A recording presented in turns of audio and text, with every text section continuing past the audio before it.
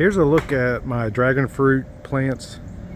After my very first flower I made the entire series about had bloomed, wilted, and no fruit developed.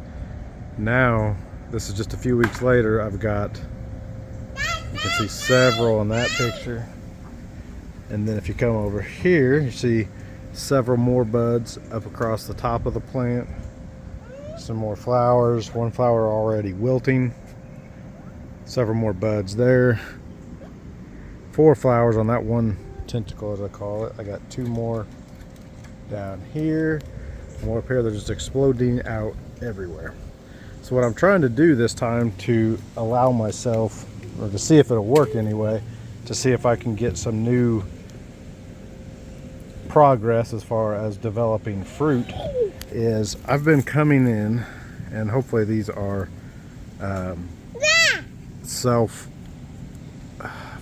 I guess. That's probably not the correct term. Somebody correct me out there.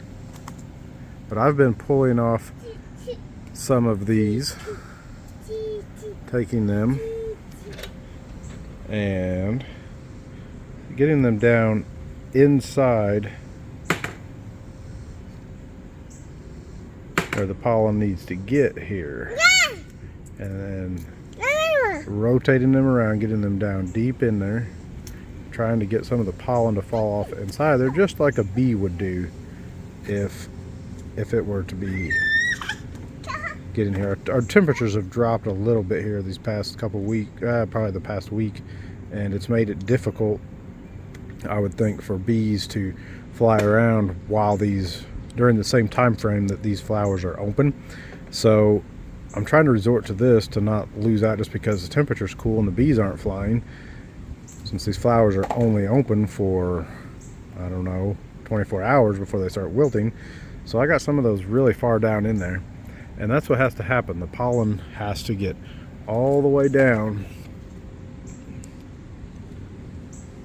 that long tube down to the base of the flower. I think the plant will take care of that, but look, just that small amount, you can see lots of pollen on my fingers, which is probably a mistake for me because I have allergies, but this is worth it, I guess. But yeah, quite a bit of pollen dust still in there, and I've moved, that's the 3rd time I've done it for this flower now today, just hoping for the best. And I did the same for the other flowers on these 2 plants. So right now, as far as the ones that have wilted back,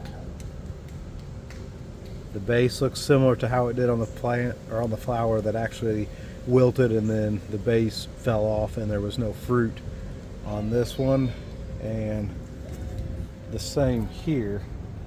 But hopefully there'll be a little bit of a color change that's promising, or actually something to keep these from falling off. And I've accomplished something, hopefully, by hand pollinating these. Maybe next time I should take pollen from a different flower or the opposite plant and put it into this plant, and vice versa. But I'm not sure if that'll matter or not. We'll find out eventually here.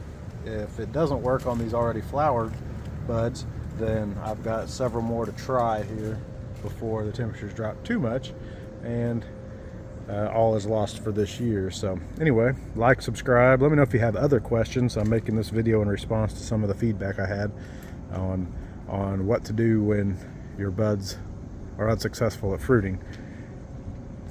All right, thanks for watching.